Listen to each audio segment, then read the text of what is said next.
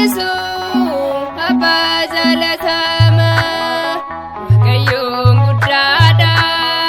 himamee hin dhumu ni arjummaasa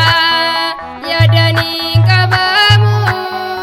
lafaaf samii uume ergamootaaf nama kan nu jirachisu abbaa jaalatama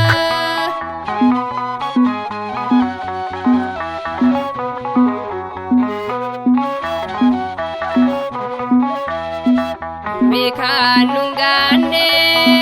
reqecha jalaala basaati jaala banendeef na laala yommuu nu barbaada harkaasa diriirse kottaa nu hin jeene sagalee salgaase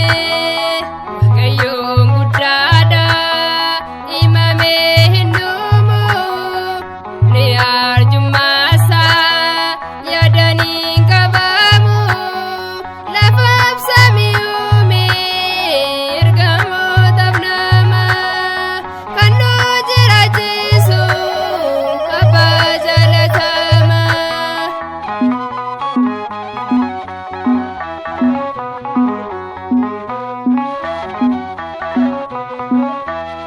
Cubbuu dhala namaa eeguudhaaf dhalaate nu gubbaa oolee kan saanuu godhaate osoo kuffisaanii kan ceengaraafamu fuulaansa ifaatti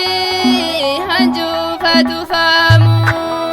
Waaqayyoon guddaadha himamee hin dhumu ni arjummaasa yaadanii hin qabamu lafaaf samii uume ergamootaaf nama kan nu jirachisu abbaa jaalatama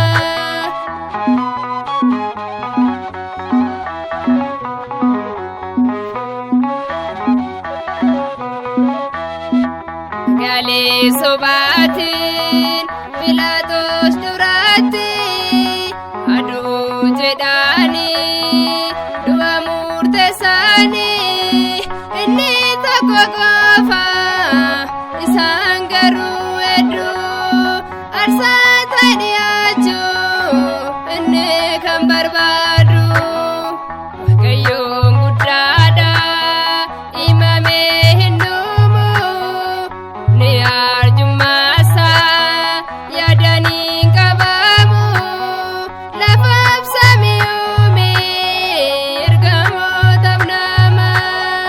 kan nu jirachisu abbaa jaalatama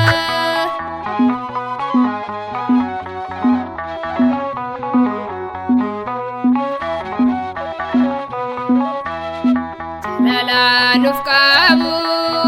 osoo nu hubatini hubatee labsaane ragaalee sobaati inni deebilaanne